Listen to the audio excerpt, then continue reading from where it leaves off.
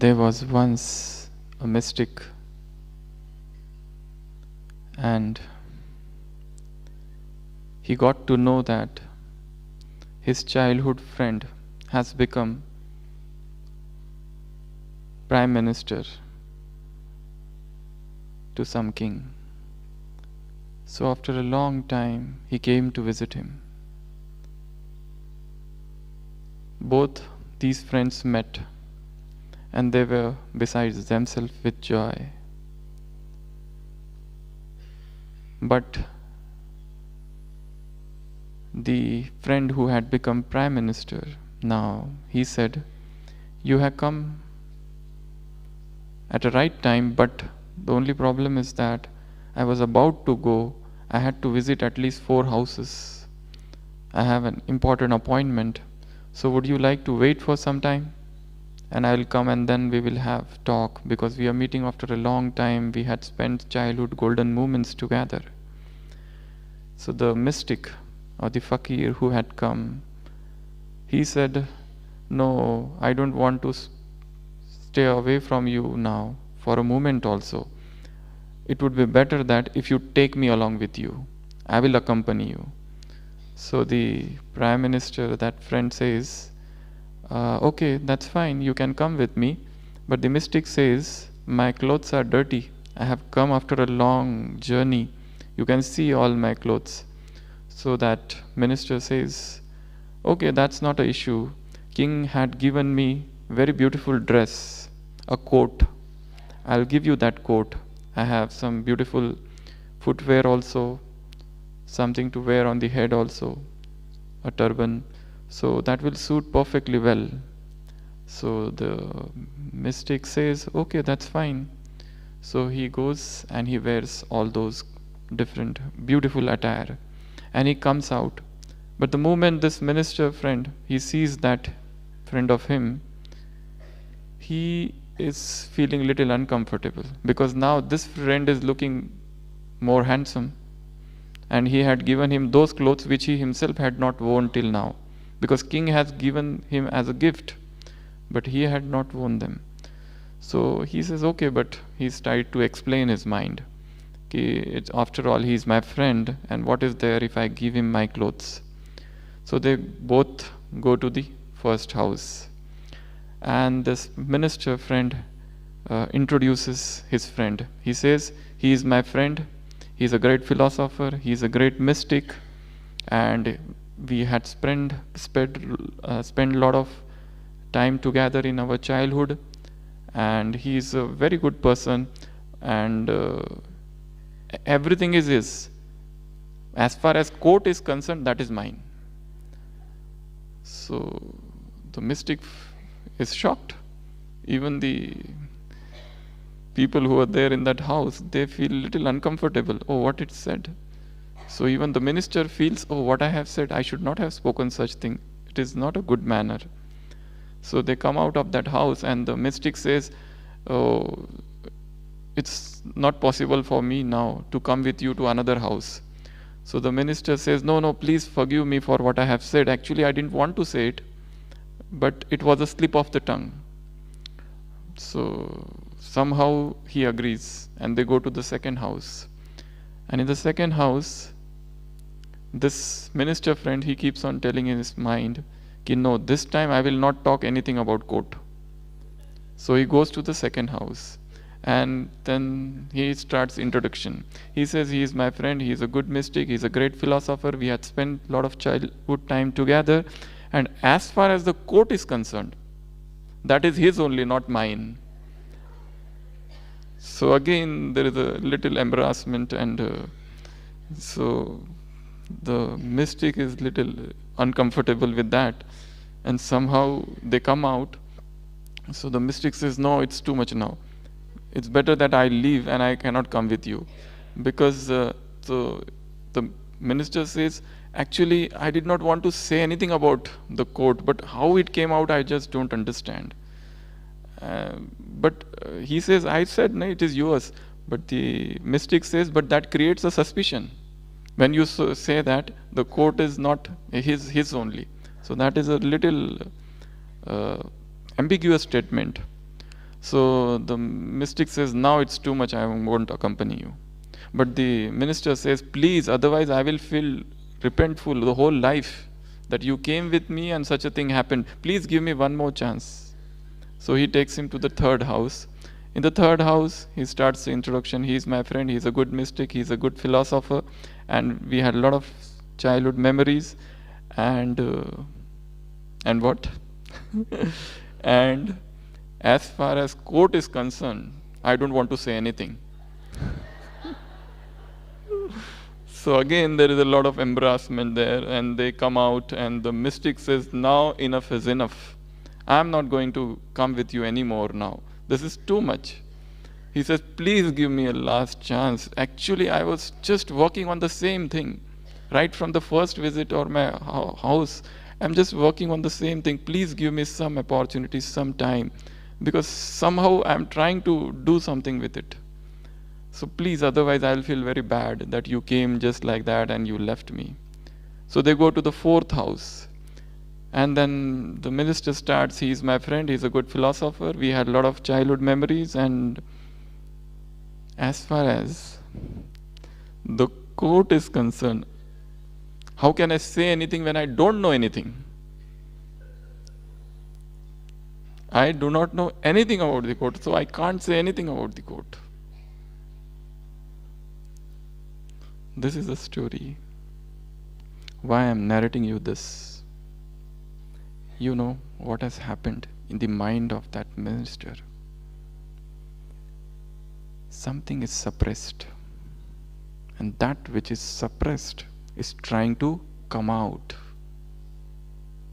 Any emotion, any feeling, any bhavana which is suppressed within, and it is not transmuted, and it is not sublimated, and it is not transformed, will try to pop up in some way or other. All the vices are also like that. In the same example, if we see desire, he was desirous of his, possessive of his coat, but he found that his friend wore it for the first time. Actually, he should have worn, but then he explained his mind with some spiritual principles, with some morality. But that explanation was not enough. It came out in the first meeting. He had greed. Somehow it tried to came out. He had attachment. Somehow it tried to came out. He was having his own ego, which was trying to come out. And in between also he was getting angry, but then he had suppressed his anger with so-called philosophical principles which he had known, or because of the social etiquettes or so on and so forth. So anything which is suppressed will try to come out. Baba is talking about complete purity. I will tell you one Murli, and everyone should go and read that Murli. That is 26th December 1979. Probably the only Murli where Baba said you should not, or you need not to conquer these vices. Baba has given a very beautiful example. If suppose you defeat, one king defeats another king and imprisons him, okay? So the other king will try to take revenge. These 5 vices you don't have to conquer, rather you transform them. Rather you make them your cooperative friends. Lust, Kam you convert into Shubha Kamana, good wishes. Anger, where there is an intoxication, Josh of a negative quality, convert that into spiritual intoxication. Lobh, greed, convert that into a sense of being a trustee. Attachment, convert that into love. Don't try to suppress it. Because any emotion which is suppressed would become perverted in the long run. And you will not know. You will feel that yes, I had conquered anger, but I don't know how it came after 10 years. We had taken the pledge of purity of celibacy long back, but I don't know now how after so many years suddenly there is sudden surge of passion in the heart. Probably there was some repression or suppression of feelings, of emotions. We have not understood them probably in a way we should have understood. In the similar manner, ego. The minister had the feeling that this is mine. How dare he is wearing it? But he tried to explain himself with so-called spirituality, whatever he had. But then it tried to came out every time he was introducing him. And in fact, there is nothing called as slip of tongue. There is no such terminology as slip of tongue. It must be there somewhere in our heart. That feeling, that desire, that ambition, that vice, and it has just sought an opportunity to come out. So today's topic is Nirvana in Bhavana. A very tough topic, I suppose. There are two words. One is Nirvana and another is Bhavana. When I say the word Nirvana, there are three different meanings to that. Actually, this word comes in Buddhistic literature. And they say it is equivalent to moksha or mukti or liberation of Hinduism or kaivalya of Jainism, the ultimate freedom. The word nirvana means to be blown out or to get extinguished. We have heard this word in Murli many times. Baba uses this word in a different way, in a way which is never mentioned in any of the scriptures in the world. The first meaning of nirvana is liberation, freedom, release, mukti, moksha, kaivalya. Those passions are gone, extinguished. That is the first meaning of nirvana. Buddha attained nirvana. That's what they say, they talk. It's nowhere there in the Vedic literature, it's nowhere there in Hinduism. It's only after the advent of Buddha that even Hindus adopted that word, but they tried to explain that word in a different manner, not in the manner Buddha explained. So the first meaning of nirvana is mukti, is liberation, is freedom, is complete deliverance, release. The second meaning is enlightenment. Enlightenment. Sudden awakening. You were sleeping till now and suddenly you got a new awakening, a new birth, a sudden new realization which was never there before. We were hearing Murli from long time, the same sentences many times, but one day whilst you are sitting calm and quiet, and whilst hearing Murli, that point suddenly came like a flash of lightning and penetrated your being.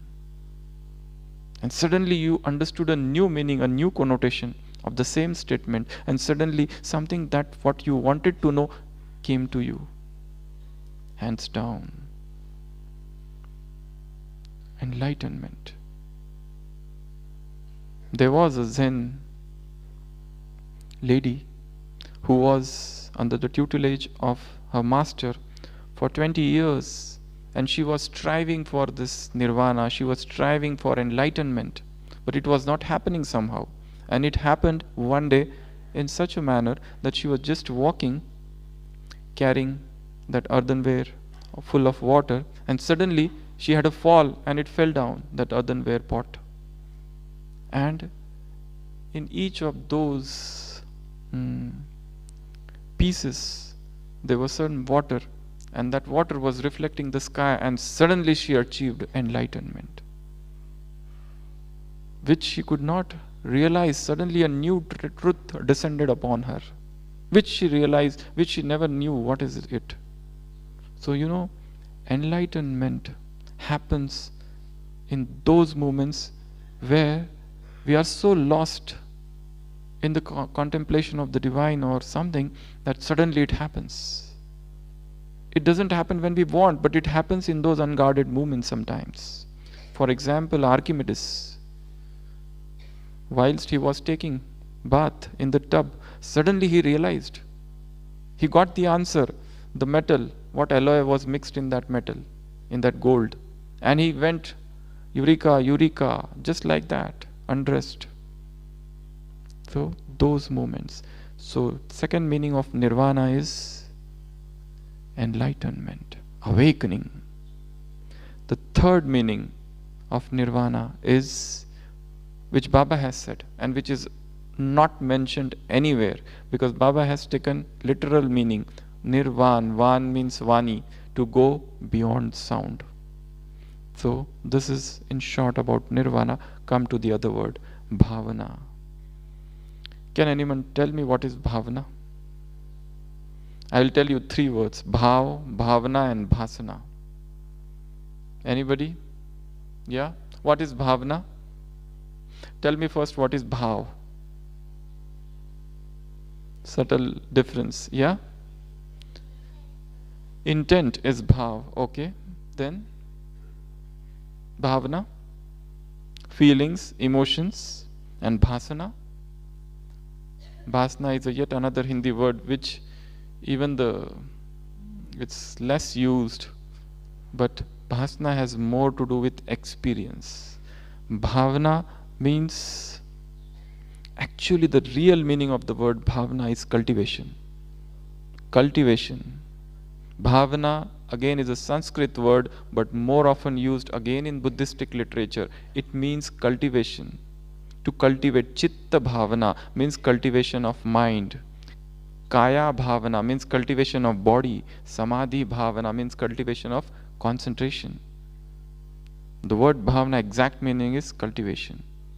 To cultivate something. But Baba uses in a manner, it is feeling, it's emotion. Okay? But in fact, the word bhav means emotion and feelings, and bhavana is more of cultivation, but sometimes used synonymously. So, there are two things. How to bring nirvana in bhavana. Let's go to the first discussion, and which is the most important. To liberate suppressed feelings. To release pent-up feelings. Something is within us. Some childhood trauma, some hurt, somebody who has done wrong to me long back. And then suddenly somebody came in Gyan, and then suddenly you understood that we have to become world benefactor. But that wound is still there. But that unhealing wound is still there. But that trauma has yet not healed. Few days back, one sister had come to us in OPD, and she was suffering from depression. She had huge files, did everything. She had visited n number of doctors. Many doctors had tried to change her medications. She was on very high and heavy doses of antidepressants, tranquilizers, and so on and so forth, and which she has changed many times. But her depression was not going at all. So little we sat with her and we tried to find out the underlying hidden cause. So she narrated 35 years back, before coming in Gyan, she wanted to marry a man, but her younger sister married the same person, and she used to love her younger sister too much. But it was her desire to marry that person. But since her sister expressed the desire and she married also, and later on this sister came in Gyan. But that feeling was there, some grudge, some revenge, that she has snatched away somebody from me. That feeling persisted, and later on the same feeling got converted into somatoform symptoms. something which is suppressed, and that came out in the form of bodily disease. Pain here, pain there, pain everywhere, but all reports normal. No doctor is able to diagnose her because it was suppressed.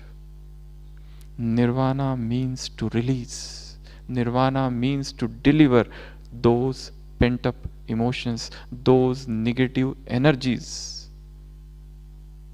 which are within us. But how to do that? That's the most important thing. First step is to accept that there are certain points, there are certain triggers, there are certain persons, situations. The moment they come in front of me, suddenly all the Gyan and yoga goes away somewhere. Suddenly a wave of negativity arises. And from where? And we are lost. And then immediately it goes away also. It doesn't stay for a long time, but it does come. It does come. It comes and it goes. You feel sorrowful for a moment. Remember this Sunday's Murli. What did Baba say? Complete purity has got 3 signs. Or this Baba had come recently, recorded Murli of 2nd February 2008, where Baba talked 3 signs of purity: Drishti, Vritti and Kriti. Kriti means action, means you do not take sorrow, you do not give sorrow. Baba focused more on taking sorrow. We play the victim card. We do self-victimization and become sorrowful. We absorb sorrow. But that is not the complete purity. So even if the wave of sorrow is coming, if the wave of suffering, misery, unhappiness is coming unto us, it means there is some work that needs to be done.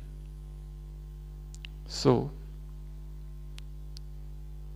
what are the suppressed emotions, feelings and bhavanas which are within me? And how should I get rid of them, those negative energies? There are certain steps to that which we need to do, and we need to do them every day. First, relax. First is to relax. Take out some time, because this is the most important work which is to be done, and we have not done it.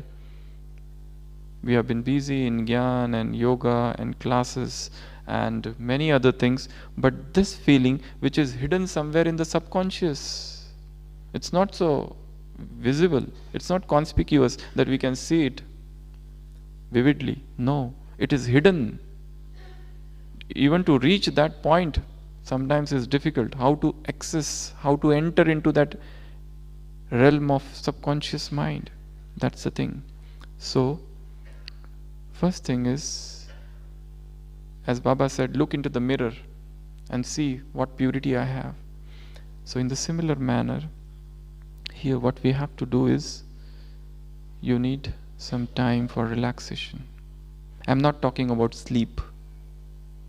Silence is the sleep that refreshes wisdom. I'm talking of internal silence. I'm talking about that deep silence where we need to go within us and find and check those areas, those wounds, those hurts, those emotional abrasions, bruises. And they are just like that, and we have moved ahead, but they have not healed. So relax first. Second is, whenever there is a suppressed emotion, that is not spirituality. Whether it is an emotion or it is vice, we need to get rid of it by completely understanding its nature, completely studying ourselves. Second is to study one's own mind, to study the triggers,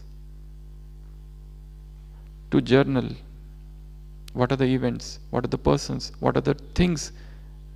Once they come, the negativity arises in me. For some time, maybe transient, transitory, but negativity does come. What are those places? What are those times? What are those events, triggers, happenings, circumstances, persons? everything. Try to journal them first of all. Unless until we know, how will we combat them?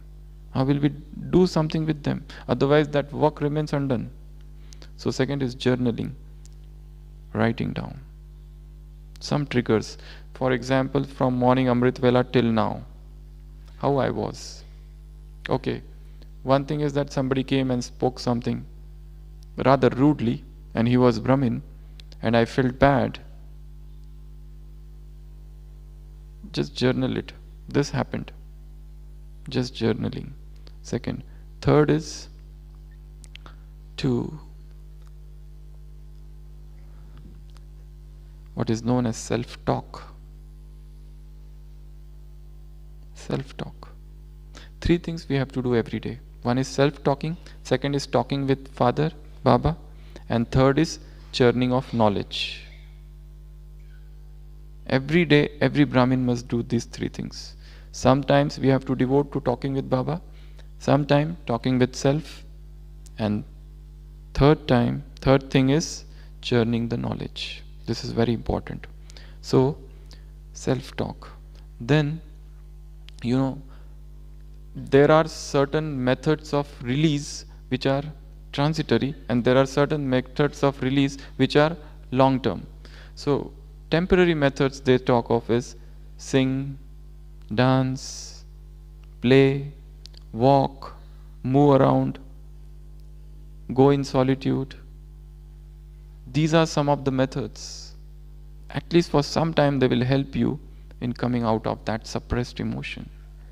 Otherwise that remains very deep within. If you want it to come out, you have to do this. And most important thing in this is venting it out. Catharsis.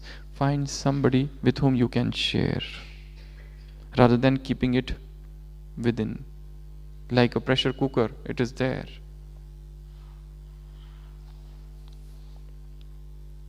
If you find nobody is reliable, then Baba is always there. If you still feel that, you can write it down. But don't keep it within you for a long time. Anger, settled anger is known as hatred. You're angry with somebody and then you forget. But then it remained there. Then again you get angry after few days or few months. Again that is cumulative effect occurs. So, venting it out. Playing, stretching, exercising. All these things do help in releasing those pent-up energies. Change of place. If you feel, this is the best thing we advise our patients. They say that we have tried everything. They are in Gyan for a very long time. Feel despondency, blues. We have tried everything. Now tell something new. Sometimes change of place. Go to some other place for some days, for change of atmosphere, climate, and some new ideas will come. And most important thing is nature. Go near nature. All the poets in the world, all the sculptors, all the artists, musicians, they were all nature lovers. The more you go near nature, you feel your inner being. Learn to listen the silence. Learn to listen the chirping of the birds, those streams, the mountains. See those mountains, those streams, lakes. The more you go to nature, more relaxed you feel. And probably in one of those moments, that pent-up energy of negativity will come out and get vanished. Go seek nature. Seek the lap of nature. Sit there and then read Murli. You will enjoy it all the more. Everything is available on mobile, so you can always sit somewhere long in the company of nature for a long time and experience that. So this is for movement as well as for long time. For long time, again they talk of writing your attainments, accomplishments, dwelling on positivity, and creating some spiritual drill using the principles of visualization. Just as you see, this is actually a canvas or the screen, you see your entire life, your childhood, what all things happened there. Is everything all right there? But do that in that detached observer manner. Amrit Vela. Not throughout the day, Amrit Vela. Because if you try to remember some event throughout the day, you may get identified and suddenly you might start crying because that was a very tragic event. So try to do that towards the end of Amrit Vela, maybe 4:30 to 4:45. Just see your entire life, what all peoples you saw. And if you see some hurt, if you feel that somebody has hurt you, try to forgive. Try to neutralize all those negativities which are within. This is the most important thing. But again, I am telling, do this in that detached observer manner, as if I am just seeing. I am not doing anything. I am neither happy nor unhappy. Just seeing. Just seeing them, you get detached from that memory. For example, a patient had come to us and she said, I am having chest pain. So we investigated her, everything was all right, everything was normal. At the last she said, I asked, what time you get chest pain? She says, I get chest pain only when one particular soul comes in front of me. Once that sister comes in front of me, that time I start feeling chest pain. Otherwise I don't feel. So there is something within.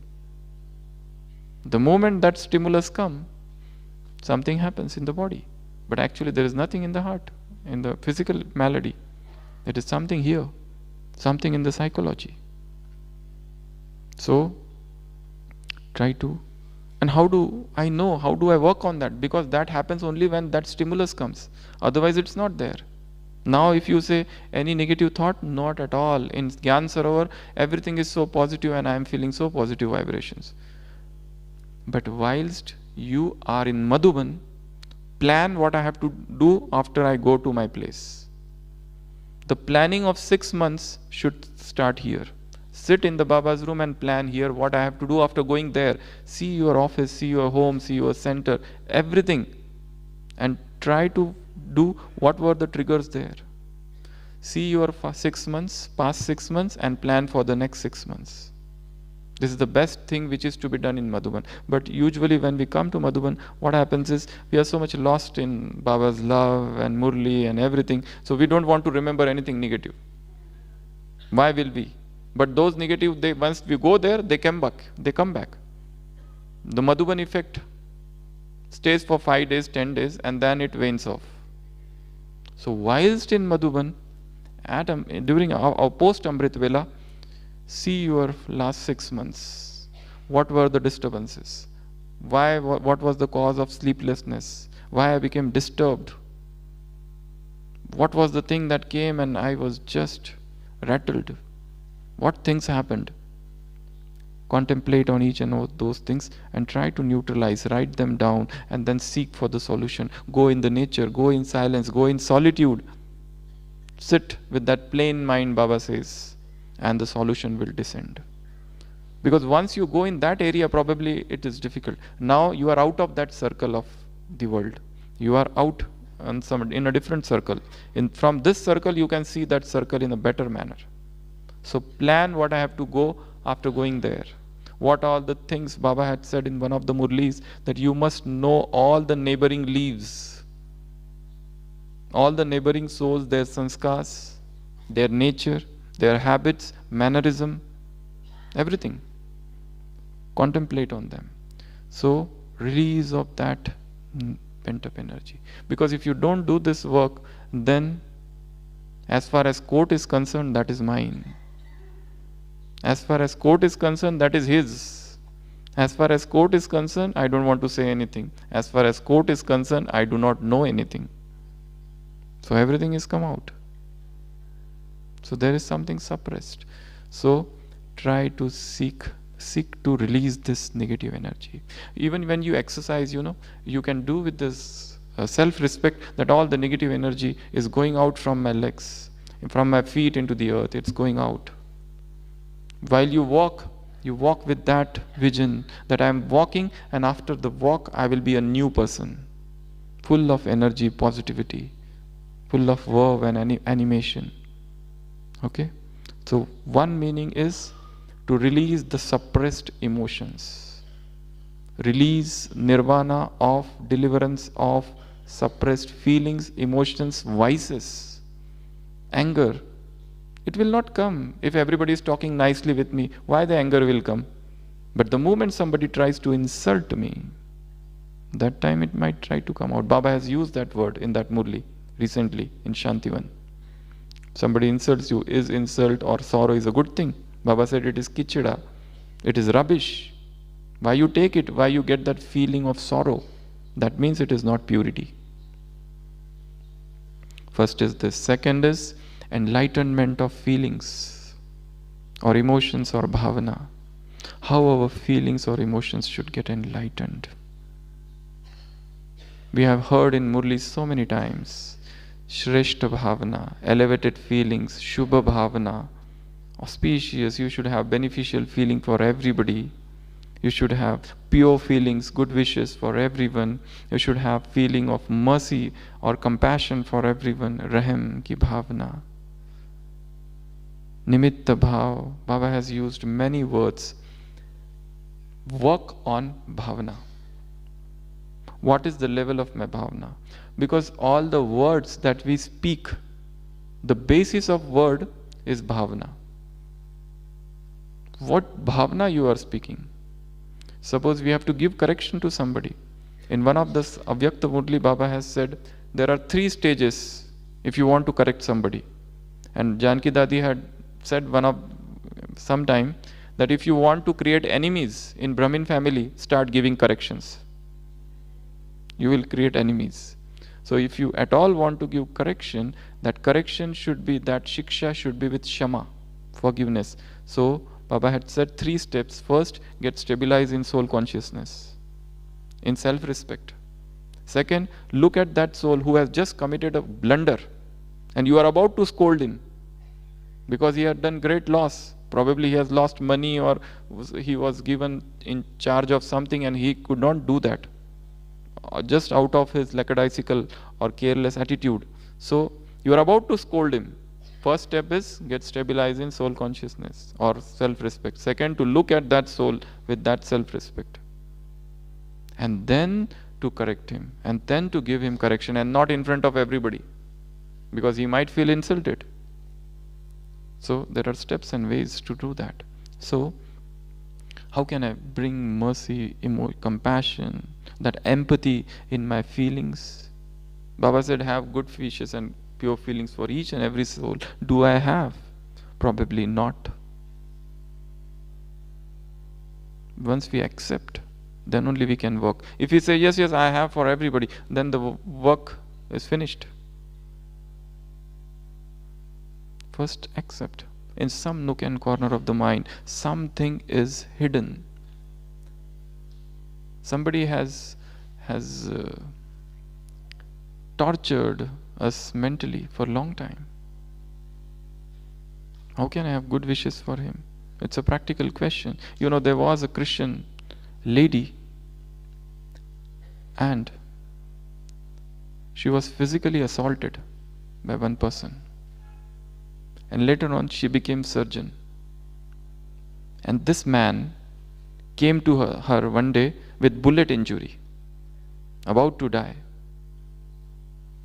Now it was a decision for her whether to operate on him or not,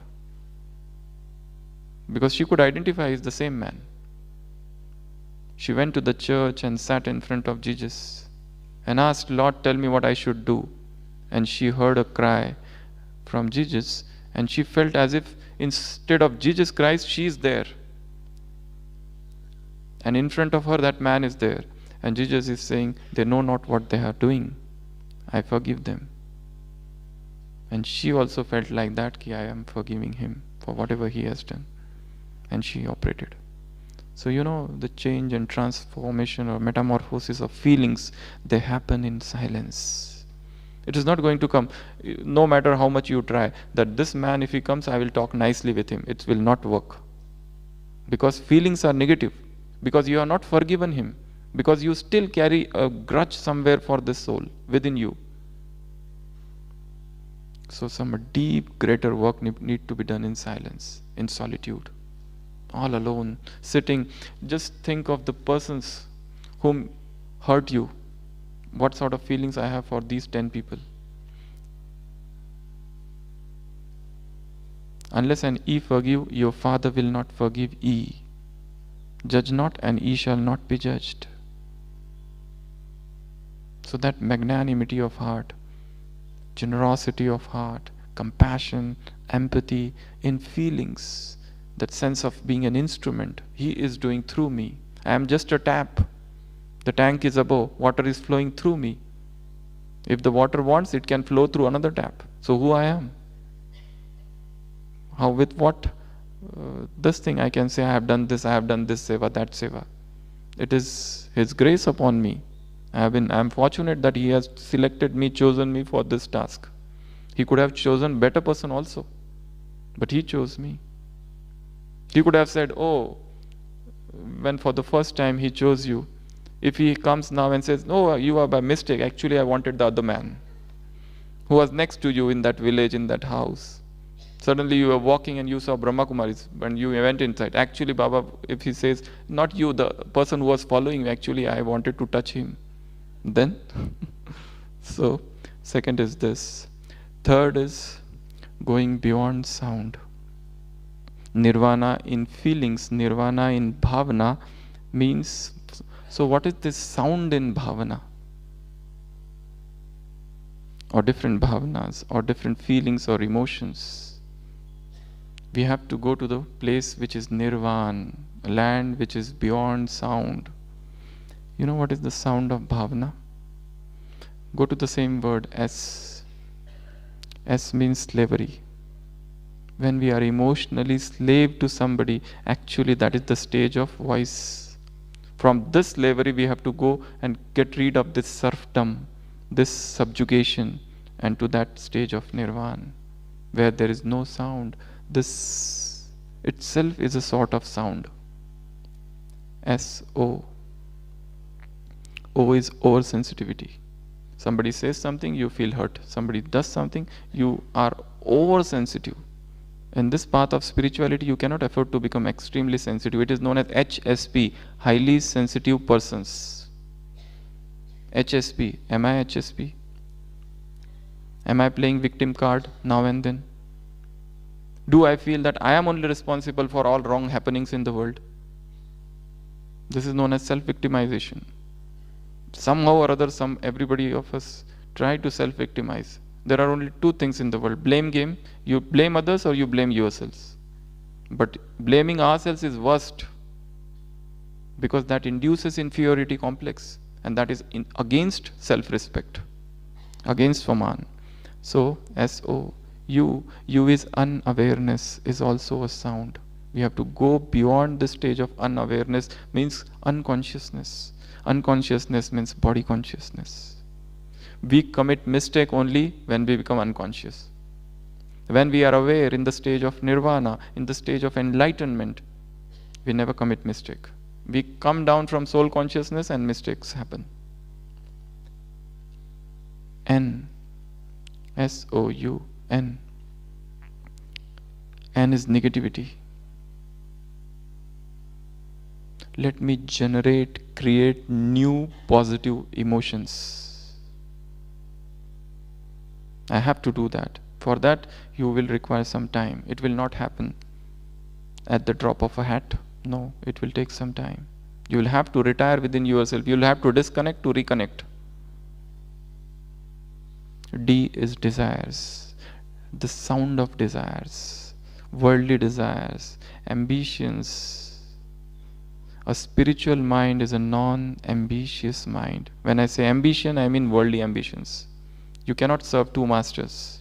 You want world also, you want worldly things also, and God also. It's not possible. You'll have to let go of one. So,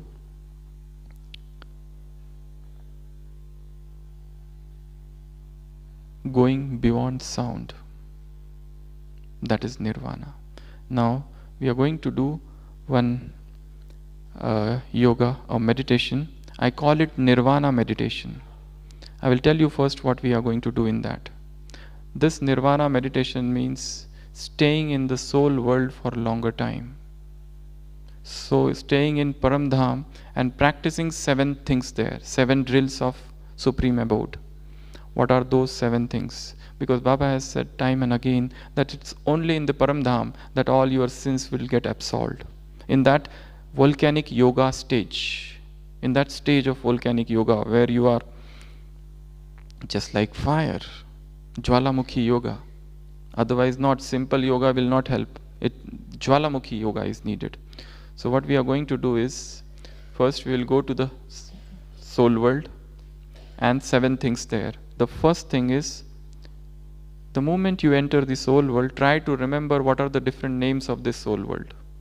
And in that, every name gets stabilized. It is Nirvan Dham, it is Shanti Dham, it is Mukti Dham, and so on and so forth. So that you have certain time. Some time you are spending here, just bringing the name and getting situated in that name. Feeling that now I am in the land of peace, so everywhere peace is encompassing me. I am in that perfect ocean of peace. The peace is surrounding me all over. So that way, that is the first step. Second, become soul consciousness. Practice soul consciousness in the soul world. The 7 forms, 7 different qualities of soul. Try to recollect all those there in the soul world. Peaceful, blissful, happy, or whatever. All those 7 things. That is the second. Third, in the third drill, in the third step, you see Shiva Baba is in front of me and I am in front of him, and all his rays are upon me. His ocean of bliss, his bliss is coming upon me. The shower of bliss, the rain of ecstasy upon me. That is the third stage. Fourth, you try to experience all relationship with the one Father in the subtle world, in the soul world. As if that point of light is my everything. I have none but Him as my everything. We live, move and have our being in Him. All the 8 relationships or whatever relationships you want. In that stage also, I have heard from many Brahmins, they said to me that we practice all relationships with Baba in this Paramdham. Even that can be done. Next step is getting merged. One. Shiva Baba and soul have become one. There are no 2 entities anymore. We have become one. You know, I often like the example which is given in Bible. Jesus Christ is asked, who are you? And he says, I am Son of God. At other place he was asked, where is your Father? He says, my Father that art in heaven. So that is the first. Son is different and Father is different. At another place somewhere in Matthew, he was asked, but what is the relation? Where does your Father stay and where do you stay? He says, my Father is in me and I am in my Father. That is as the second stage. My Father is in me and I am in my Father. At some other place, but what is the relationship between you and your Father? And he says that statement, and for which probably he was crucified. My Father and I are one. My Father and I. And people say it is blasphemy. How can you call that your Father and I are one? How can you say that before Abraham I am? You have come now and you are saying you were there before Abraham? So you know, these are the 3 stages of soul. First, I am Son of God. He is different, I am different.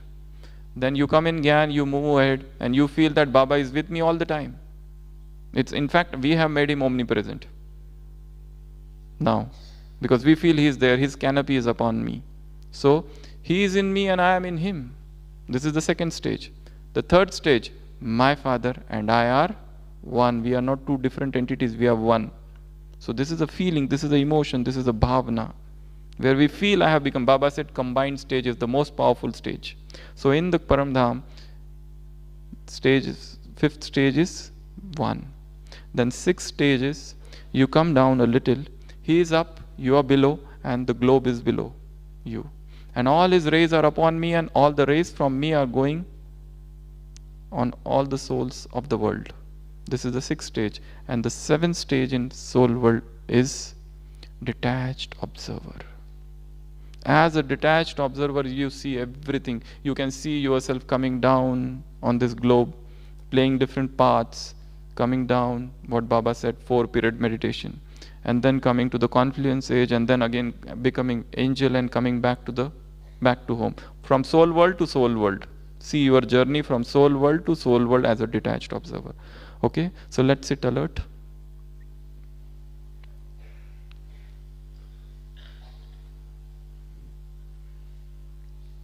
Soft music, please.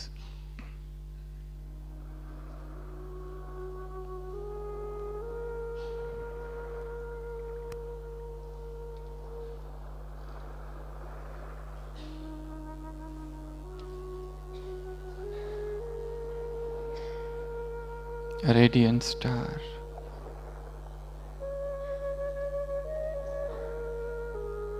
Completely detached from the body.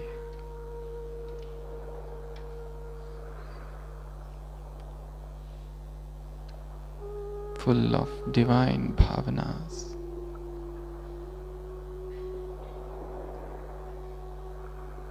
I, the soul,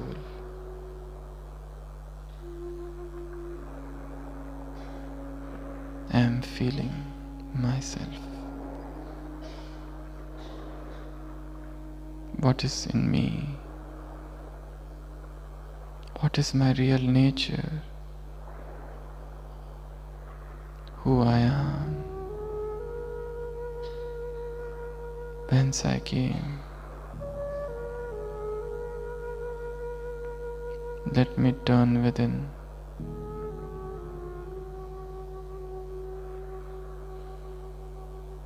See myself as I am.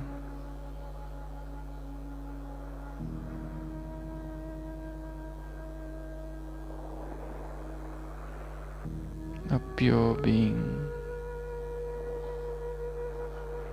All feelings, all emotions purified. An ocean of positivity within me.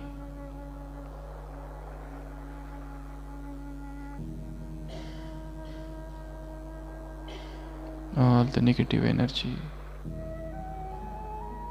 negative emotions have left me.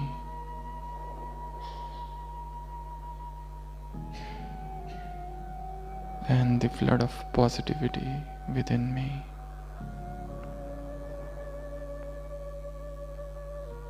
All the feelings have become enlightened. An unusual divine awareness.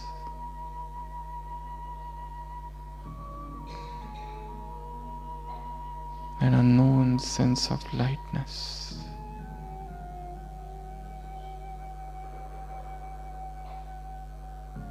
Extremely light. I am supremely pure soul.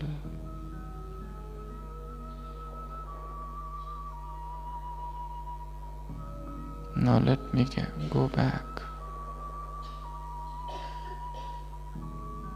to my home, to that world beyond sound.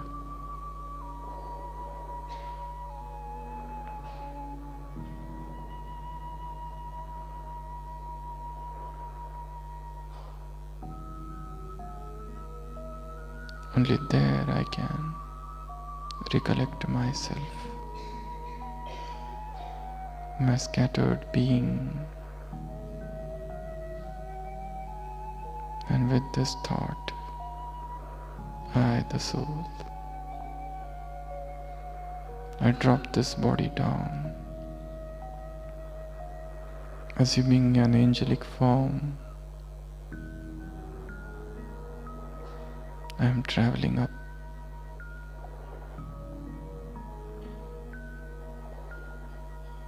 above the vast firmament, above the stars, the moon and the sun.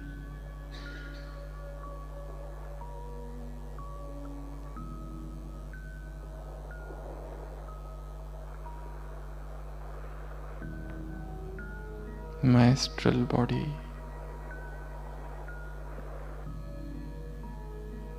the feeling of being double light. I have reached the subtle world.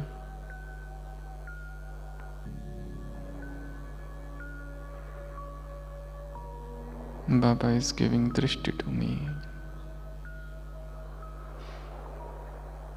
I hear him say, "Child, may you attain the highest stage of Nirvana.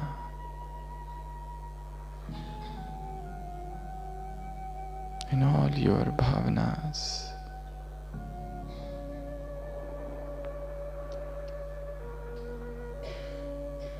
The shower of bliss upon me.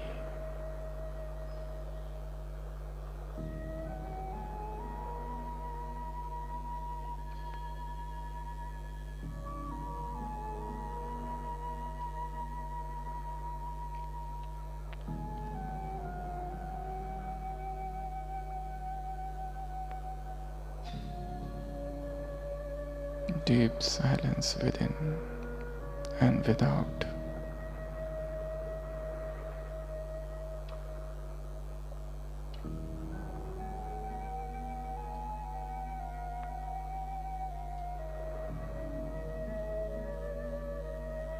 Now I drop this subtle body here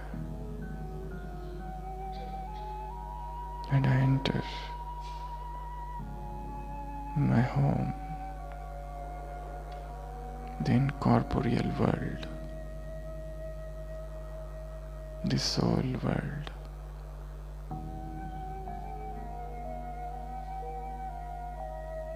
I am a point of light.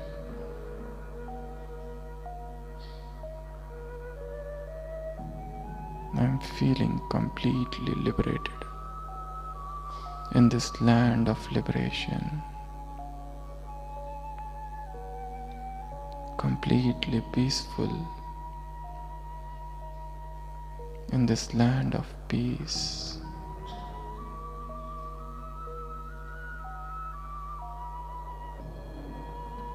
I see the sixth element.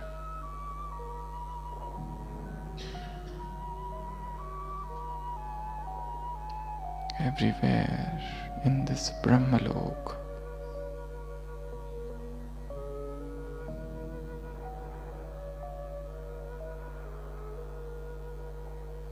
This is my home.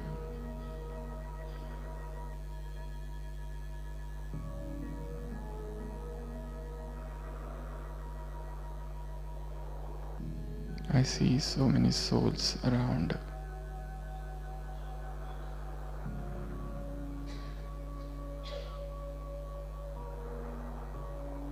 This is Nirvana Dham, the abode beyond sound. Deep silence.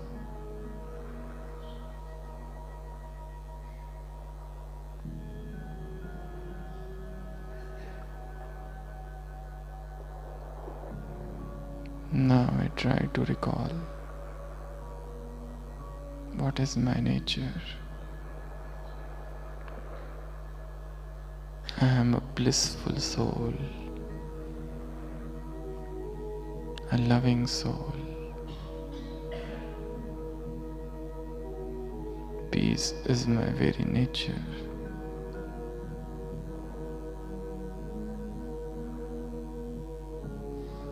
Extremely happy, most powerful.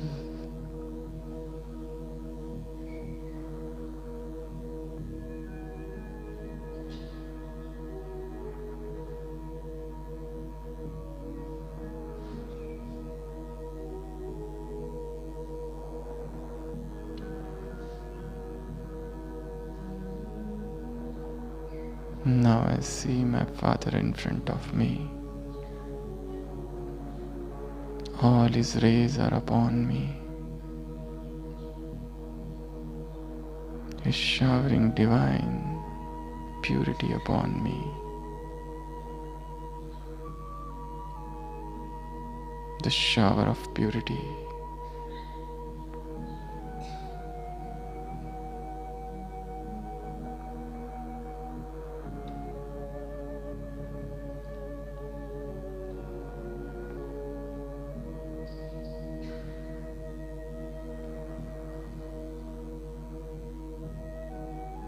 I am staring at him, the point of light, and all rays are upon me.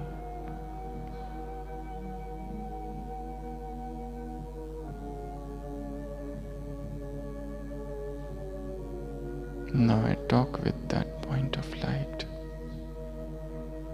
He is my all in all relationships with one. My mother, my father,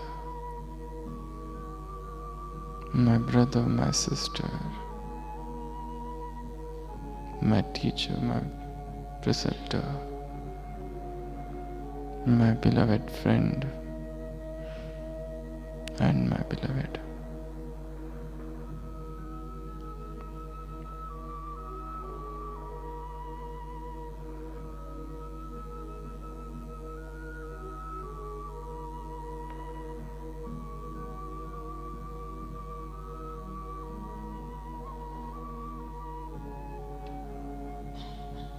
Now I go very near to him, and Shiva Baba and I have become one. I, the soul, I have merged in the Supreme Soul, the most powerful combined stage.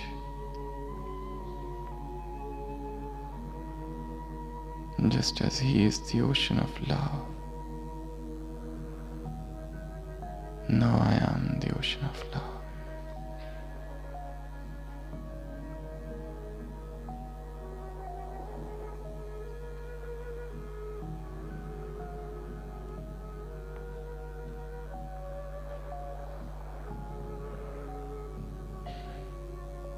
All his has become mine.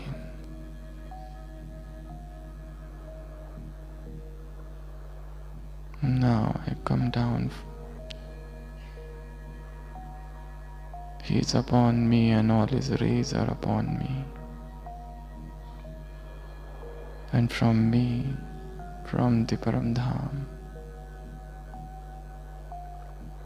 the rays of bliss, knowledge, happiness are falling upon all the souls of the globe.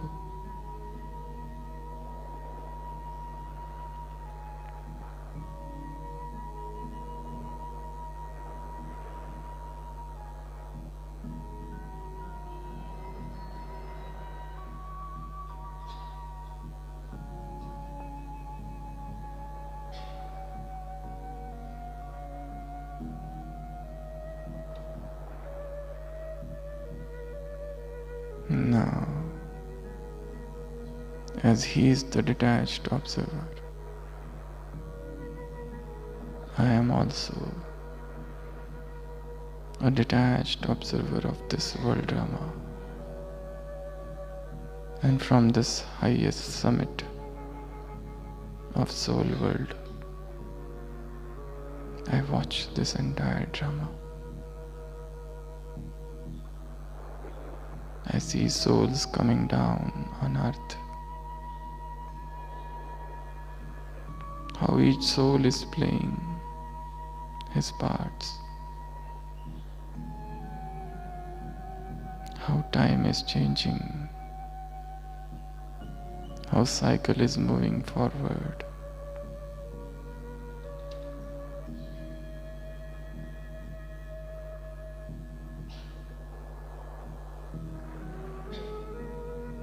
I see the beautiful confluence age.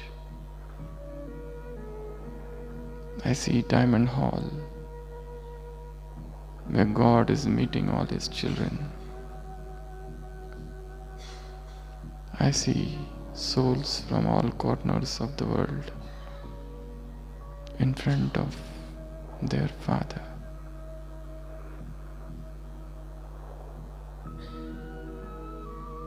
Everything today I see as a mute spectator.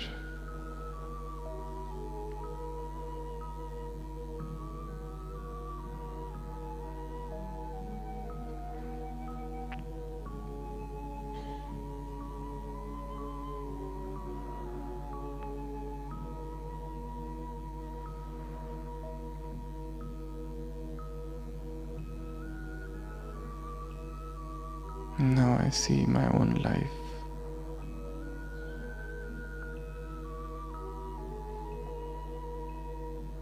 The different scenes of my life as a detached observer.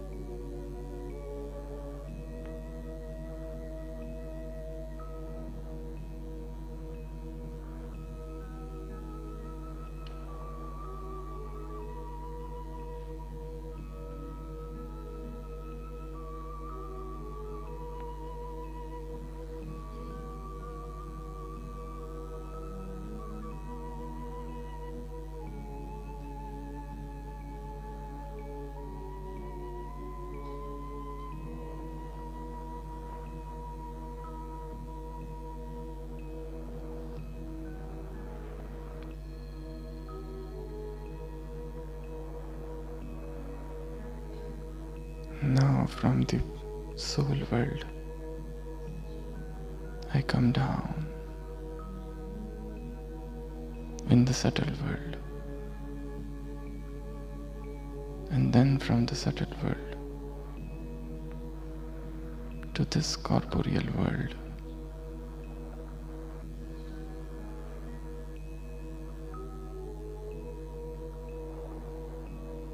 I enter into my body again, full of energy, full of positivity, full of divine powers, soul conscious vision, enlightened bhavanas.